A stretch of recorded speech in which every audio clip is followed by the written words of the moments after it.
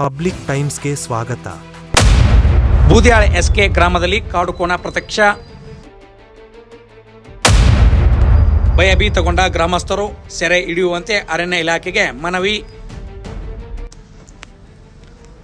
ಬಾಗಲಕೋಟೆ ಜಿಲ್ಲೆಯ ಇಳಕಲ್ ತಾಲೂಕಿನ ಬೂದ್ಯಾಳ ಎಸ್ಕೆ ಗ್ರಾಮದಲ್ಲಿ ಕಾಡುಕೋಣವೊಂದು ಫೆಬ್ರವರಿ 9 ಸೋಮವಾರ ಮುಂಜಾನೆ ಪ್ರತ್ಯಕ್ಷಗೊಂಡಿದೆ. ರೈತರ ಜಮೀನಿನಲ್ಲಿ ಓಡಾಡುತ್ತಿರುವ ಕಾಡುಕೋಣವನ್ನು ನೋಡಿದ ಗ್ರಾಮಸ್ಥರು ಭಯಭೀತಗೊಂಡಿದ್ದಾರೆ. ಕಾಡುಕೋಣ ಜಮೀನಿನಲ್ಲಿ ಓಡಾಡುತ್ತಿದ್ದು ಭಯದ ವಾತಾವರಣವನ್ನು ನಿರ್ಮಿಸಿದೆ. ಅರಣ್ಯ ಇಲಾಖೆ ಅಧಿಕಾರಿಗಳು ಕಾಡುಕೋಣವನ್ನು ಸೆರೆ ಹಿಡಿಯುವಂತೆ ಗ್ರಾಮಸ್ಥರು ಆಗ್ರಹಿಸುತ್ತಿದ್ದಾರೆ.